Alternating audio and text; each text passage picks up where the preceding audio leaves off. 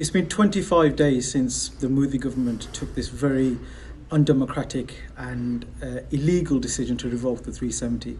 Since then, there's been a total communication blackout, which is a violation of the UN Human Rights Charter, Article 19. Furthermore, the fact that there's people there without food, without water, without medication.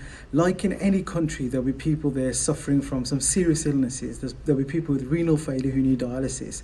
There'll be cancer sufferers. These people need support. They need medical support, they need treatment, and they're not receiving it. I saw a video article earlier today on social media where they were interviewing children who had their exams coming up.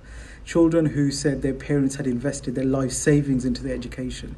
They had aspirations to be doctors and engineers, yet because of what's going on there and the actions of the Indian Armed Forces, there are thousands of Indian Armed Forces who are illegally occupying the Kashmiri land there. The schools are closed and these young people will not be able to complete their education. This is a deeply, deeply concerning situation, yet we've got radio silence from our government. Allegedly, we are one of the forefathers of democracy across the world, but the Prime Minister hasn't really said anything concrete. Furthermore, the Department for International Development, which supports people who are suffering right across the world, has a long track record of supporting those who are vulnerable and suffering and in oppression across the world, hasn't taken any actions to support those that are suffering in Kashmir.